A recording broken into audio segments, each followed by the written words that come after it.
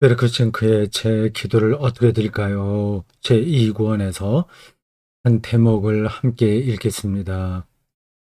여러분 그 화면에 오른쪽 하단 보면 그 책 사진 찍어서 이미지 파일로 올려드렸습니다. 제가 앞에 가지고 있습니다. 이 책이에요. 기도를 어떻게 드릴까요? 1권, 2권이 있습니다. 이 부제가 이렇게 달렸습니다. 독일 신앙의 뿌리가 된 기도문 교과서 1권, 2권입니다. 이분이 이렇게 여기 표지 날개, 날개라고 하거든요. 날개에 저자 이력이 간단하게 나옵니다. 1922년 독일 남부 플리히테른 엘름의 작은 마을 하버르츠 호프에서 태어났다. 1922년 생이면 지금 나이가 어떻게 됩니까? 이분 돌아가셨겠군요. 100살이 넘네요. 작년에 100살이 되네요. 이분이 돌아가셨다는 말은 못 들었는데, 뭐, 어딘가, 독일 기독교 신문이나 아니면 일반 그 지역 신문에는 부고란에 실렸겠죠. 저는 잘 모르겠습니다.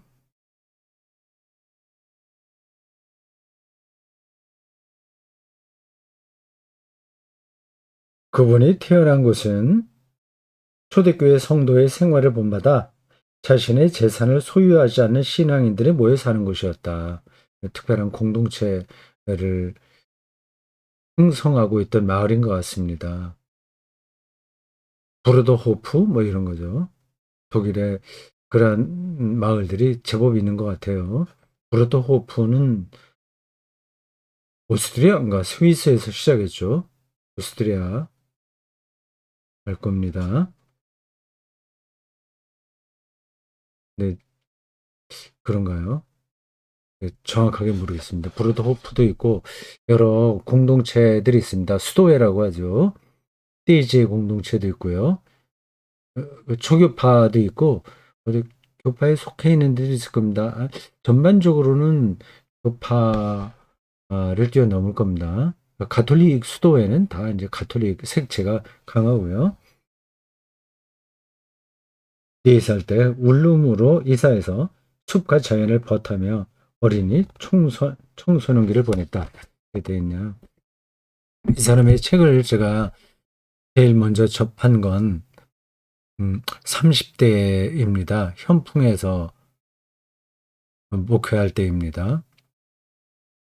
이분이 쓴 그 주 하나님 지으신 모든 세계라는 제목의 책입니다. 물론 번역서를 읽었어요. 그림도 있고 시도 있고 시편 사색도 있고 종합적인 그리스도교의 영성을 담아내는 책이었습니다. 아직 제가 가지고 있어요. 먼저 한번 보여드리겠습니다. 한번 보여드렸나요? 이렇게 싱크입니다. 그때 상당한 그 감동을 받았죠. 글쓰기도 어떠해야 되는가 하는 것도 느꼈고 기독교 영성이 이렇게 자연 영성과 매칭이 될 수 있구나 하는 생각도 했습니다. 근데 그리스도교의 영성도 여러 종류가 있거든요. 그 사죄 영성도 있습니다. 근데 죄 용서받고 자유로워지고 뭐 그런 거요. 그런 특징이 다 있습니다. 자연 영성도 있고요. 또 뭐 성만찬 영성도 있고 이제 영성을 붙이자면 그런 겁니다. 이게 종합적으로 이루어져야 되겠죠. 근데 한국에서는 주로 청교도 영성에 가깝습니다. 한국 그리스도교의 전반적인 흐름이 그렇습니다. 그래서 네로라는 설교자들도 거의 청교도적인 신앙에 기울어져 있습니다. 청교도가 뭔지 아시죠? 퓨리탄 그 영국이 자유주의 물결이 휩쓸고 그리고 도덕성이 이제 땅에 떨어질 때 순수한 그리스도교 신앙으로 재무장해야 된다고 생각하던 일단의 무리들이 있습니다. 퓨리탄 그 말이 거기서 나온 거거든요. 감리교회의 창시자인 존 웨슬리도 거기에 속합니다. 많아요. 거기 속한 사람들이요. 근데 그런 흐름도 또 필요하기도 합니다. 근데 그게 이제 미국으로 건너가서 미국의 주류 개신교회가 됐습니다. 청교도가 넘어갔다고 하는 건 아실 거고요. 늘 부흥회류의 집회가 많은 겁니다. 회개하고 잘못한 거 뉘우치고 뭐 그 똑같은 얘기인데 회개하고 잘못한 거 뉘우치고 엄밀하게 말하면 좀 다른 거예요. 예, 울고 그리고 집회에서 초청하고 나 같은 죄인 살리신 그 은혜 놀라워 뭐 찬송 다 좋은 겁니다. 거기 그런 사죄의 영성이 필요한 거예요. 근데 그게 거기에 이제 치우치면 극단적으로 거기에 치우치면 건강성을 잃어버립니다. 그리고 그 사죄의 영성도 너무 협의예요. 개인의 사죄에만 매몰되어 있습니다. 그러니까 개인이 새로워진다고 해서 사회가 새로워지는 건 아니잖아요. 개인의 사죄도 필요하되 사회가 건강해져야 되지 않습니까? 개인 윤리와 사회 윤리가 잘 균형을 맞춰야 되거든요. 변증법적인 거예요. 개인이 똑바로 살아야지 개인의 도덕성을 붙들면서 동시에 사회가 새로워지도록 하는 구조적인 변혁, 이걸 붙들어야 됩니다. 근데 그 청교도 영성은 거의 개인의 회심, 개인의 도덕성, 개인 윤리 여기 머물러 있습니다. 나쁘다는 뜻이 아니에요. 그렇게 되면 사람이 한쪽 다리로만 걷는 거하고 비슷한 겁니다. 이 웨르크징크 이런 사람들의 영성은 자연 영성에 가깝습니다. 창조 영성이라고도 할 수 있습니다. 이게 종합적으로 잘 한 인격체 안에서 균형을 잡아야 건강한 신앙인으로 살 수 있습니다. 그래서 제가 30대 때 이 사람의 웨르크징크의 주 하나님 지으신 모든 세계 현존사에서 번역했나? 그렇게 두껍지 않은 책입니다. 읽고 도움을 받았어요. 물론 이제 거기에 그분의 그 책으로만 저희 30대의 젊은 목사 시절에 기울어진 건 아닙니다. 더 근본에서는 뭐 바르트, 더 올라가서 루터, 바르트, 칼빈, 해방신학, 그 구티에르즈나 뭐 이런 사람들, 라틴 아메리카의 해방신학, 몰트만 판넨베르크, 네, 뭐 등등 주류 신학자들의 신학에 도움을 많이 받았죠. 그래서 저 스스로 그렇게 자부하기에는 저의 신학적인 토대가 이치는 기독교 역사 흐름에서 메인스트림이다 이렇게 생각합니다. 근데 그거는 이제 중심을 잡고 있다는 거예요. 웨르크징크가 제가 30대 때 어떤 영성, 미안합니다. 그 인사이트, 기독교 영성의 인사이트를 주었습니다. 그리고 같은 흐름에서 좀 다른 책들, 인문학 책들도 도움을 많이 준 거죠. 인문학, 뭐 자연과학 이런 게 다 포함됩니다. 우리나라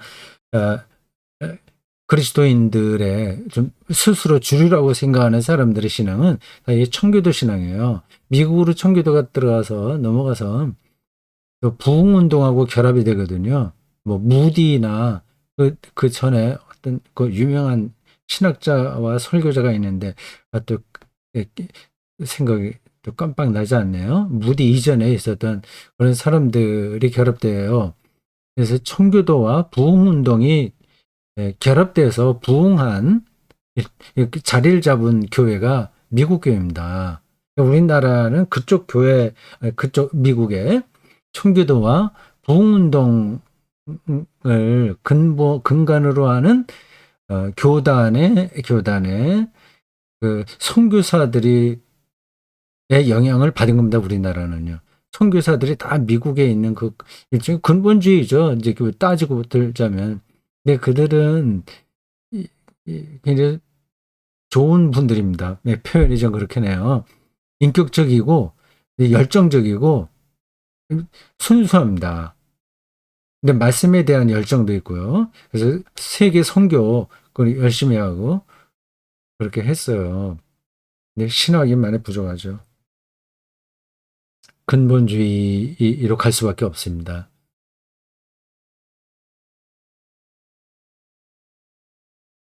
왜 이렇게 찡크의 기도문을 우리가 좀 읽고 있는데 이분은 그러한 청교도 영성을 모르는 건 아니고 꼭 모를 수가 없죠.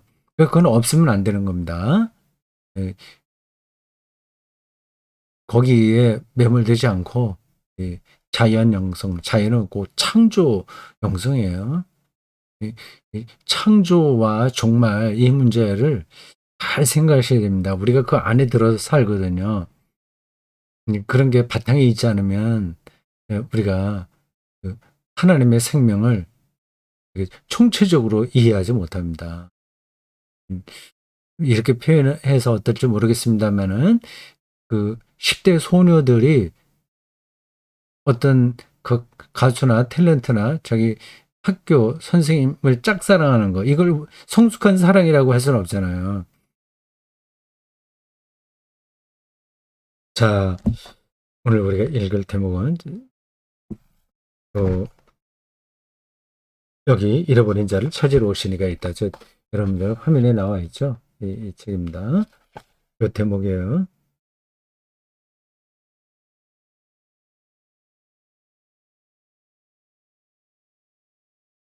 봅시다. 인자가 온 것은 잃어버린 자를 찾아 구원하려 함이니라. 누가복음 19장 10절. 요 한 구절을 왜 이렇게 칭크가 어떻게 묵상하는지 좀 봅시다. 누가 잃어버린 자입니까?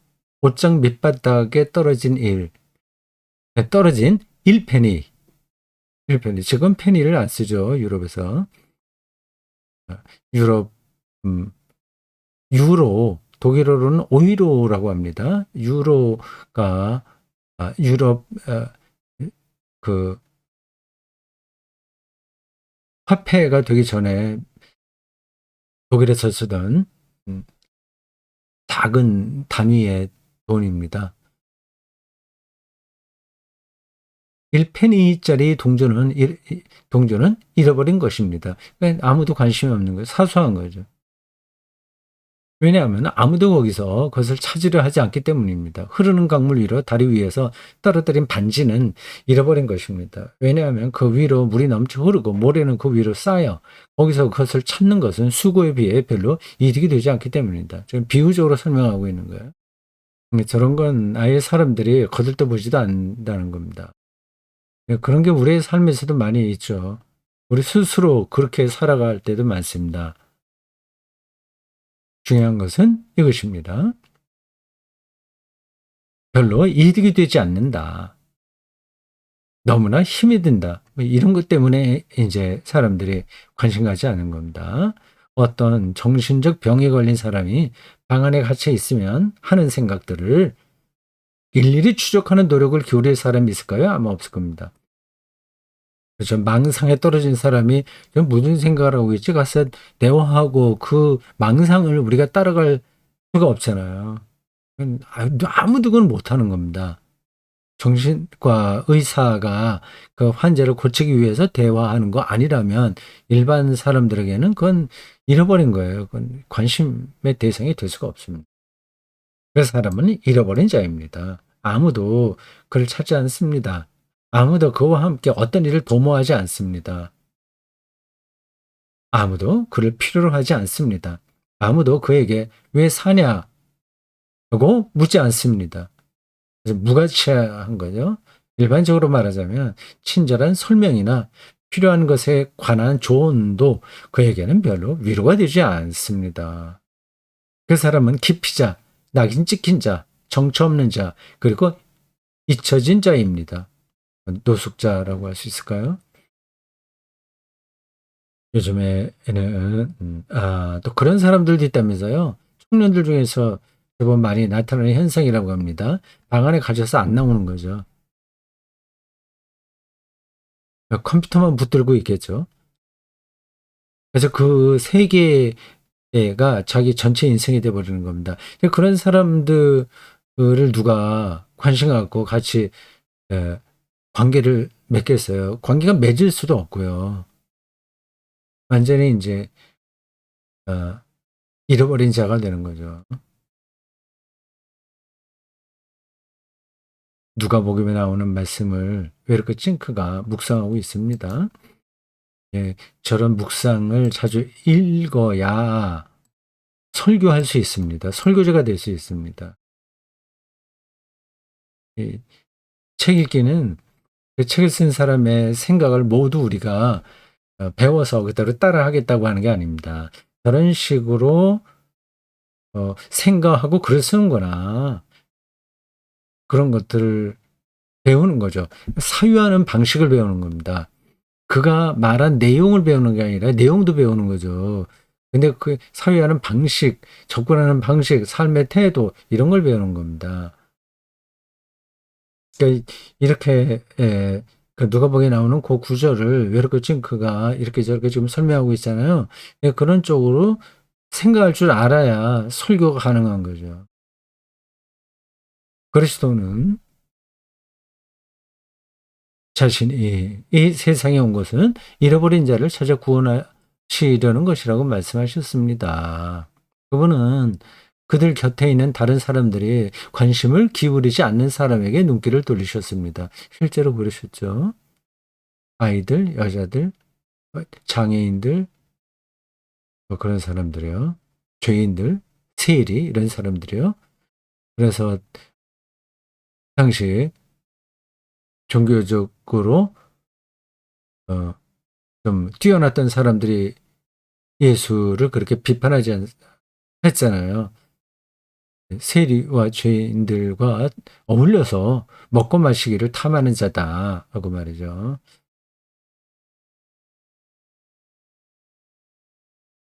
그리고 그들과 다른 용어로 말씀하셨습니다. 이게 무슨 뜻일까요? 그들과 다른 용어로 말씀하셨습니다. 다른 사람들이 관심을 기울이지 않는 사람들에게. 그러니까 관심을 기울이지 않는 그 기득권층에 있는 사람들, 현실 유지만 중요하게 생각하는 사람들, 스타투스 코 이게 현실 유지거든요. 어 일반적으로 우리가 많이 그렇게 삽니다. 그 체제가 기득권에 속하면 그 체제가 악해도 그걸 그대로 용인하는 거예요. 그 자기 편하니까요, 살아가는데. 빈부격차가 이렇게 심할 때 편한 사람들은 이 고소득을 올리는 사람입니다. 이제 그들하고는 다른 용어로 말씀하셨다는 거죠. 예수께서는 세계를 세상과 인간의 삶을 전혀 다른 각도로 보신 겁니다. 우리도 그렇게 다른 각도로 보고 살아야 되는데 예수처럼은 하지 못하더라도 그 방향성만은 우리가 알고 있어야 되겠죠. 그리고 예수 그리스도와 가까이 가는 것만큼 우리는 그분의 생각을 따라가게 될 겁니다. 억지로 되는 건 아니에요. 그래서 예수를 믿어라. 그래야만 구원을 받는다는 말씀들이 신약 성경에 자주 나오는 겁니다. 그 믿는다고 하는 것은 가까이 간다는 거거든요. 그에게 자기의 삶을 완전히 맡긴다는 거거든요. 그런 방식으로 우리는 예수와 하나 되는 겁니다. 2000년 전에 예수와 어떻게 우리가 하나 되겠어요? 바울이 내가 그리스도 안에 있고 그리스도가 내 안에 있다고 하라 이런 말들을 너무 신비주의적인 것으로 생각하지 마시기 바랍니다. 기도 열심히 하면 그렇게 되는가? 그럼 기도한다고 해서 그게 되겠습니까? 기도가 필요 없다고 하는 게 아니라 그 그리스도 안에 내가 있고 내가 그리스도 안에 있다는 이런 바울의 고백을 이해하려면 예수에게 가까이 가는 겁니다. 예수를 어떻게 가까이 가겠어요? 뭐 그건 이 시간에 제가 또 설명하지는 않겠습니다. 하나님께서 그들의 영적인 손상과 염려를 만지시며 회복시키고자 하신다고 일러주셨습니다. 그들에게도 또한 이 세상을 살아가는 의미가 있다고 하셨습니다. 소외된 사람들도 기득권 층에 들어가지 못해도 하나님과의 관계에서 고유한 삶의 의미가 주어진다는 겁니다. 잃어버린 자들도 그 방식으로 삶의 의미가 주어지는 거죠. 그래야 되지 않습니까? 가난하다고 해서 삶의 의미가 손상되면 되겠어요? 근데 어, 손상되지 않는 삶, 세상을 살아가는 궁극적인 의미, 이거를 정확하게 붙들어야 됩니다. 네, 그런 것들을 설교하는 설교자들도 많이 있습니다.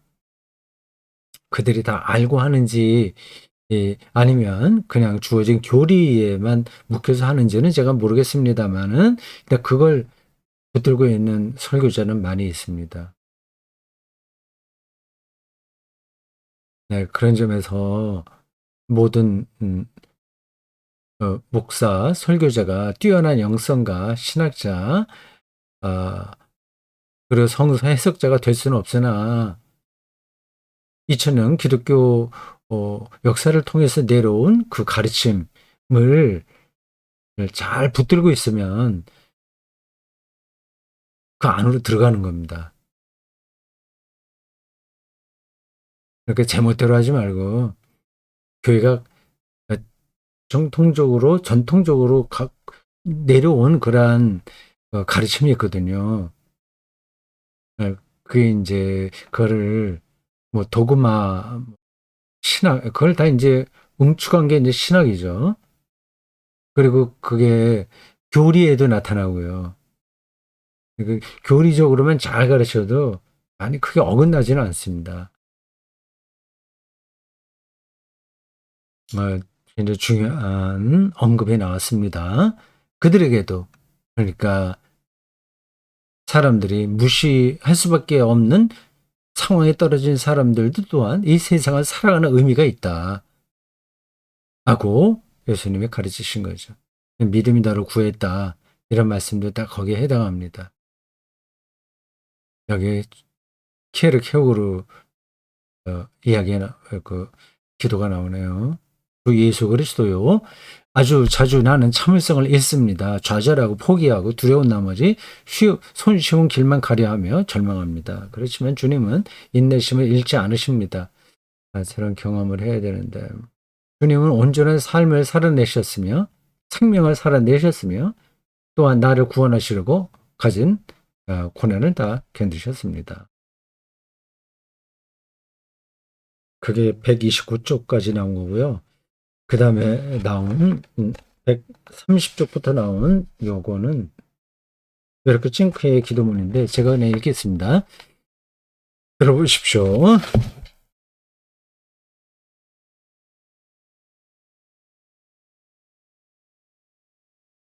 그리스도 나의 목자시여 주님은 나를 찾으셨습니다. 만났다는 얘기입니다. 예수를 경험했다는 얘기예요. 나는 그것을 굳게 유지하고 싶습니다. 그렇지만 나는 나 자신을 자주 잃어버립니다. 참아내는 것이 무슨 소용이 있는지 나는 잘 모릅니다. 내 목적도 뜻도 의로움도 자비도 알지 못합니다. 그것들을 잃는다 해도 나는 잃을 것이 없습니다. 내가 내 자신을 극복하지 못한다면 아무도 나를 도와줄 수 없습니다. 나도 내 자신에게 도움이 되지 못합니다. 자신의 실존을 꿰뚫어보는 사람들은 이런 고백을 할 수밖에 없습니다. 아무리 노력해도 우리 스스로에게 의와 자비가 나오지 못하거든요. 내게는 주님을 바라보는 것 말고는 다른 출구가 없습니다. 나는 주님의 손으로 만들어졌습니다. 주님은 나를 만드시며 깊이 고려하셨습니다. 나를 만드시기 전에 이미 주님의 계획이 서 있습니다. 이런 설명이, 이런 표현이 너무 종교적이다, 뻔하다 이렇게 생각하는 분들도 있을 겁니다. 그렇지 않아요. 언젠가 나도 주님을 발견할 때가 올 것입니다. 그리고 주님은 나를 주님 눈에 합당하며 온전하게 만드실 것입니다. 온전하게 될 때가, 그런 순간이 옵니다. 주님만은 나를 만드신 목적을 지켜주십니다. 내가 어둠과 상실의 시간을 보낼 때에도 때가 차면 주님은 나를 불러주십니다. 나는 성경에서 배웠습니다. 부활절 이른 아침에 마리아가 무덤 곁에 서서 울고 있었습니다. 날은 밝아오는데도 그녀의 마음은 여전히 캄캄한 밤이었습니다. 종종 경험하죠? 밤이요, 인생의 밤. 그때 주님께서 그녀를 불러주셨습니다. 마리아야, 나의 목자시여, 내 이름을 불러주소서. 주님에게 이끌리게 하소서. 그리하여 내가 변화되고 해방받고 구원받게 하소서. 내가 주님을 발견하게 하소서. 그리스도시여, 비록 별 볼 일 없는 사람이라도 나는 여전히 주님의 것입니다. 그 사실을 깊이 인식하고 살아야 되겠습니다. 마지막 연 다시 읽고 마치겠습니다. 그리스도시여, 비록 별 볼 일이 없는 사람이라도 나는 여전히 주님의 것입니다. 아멘.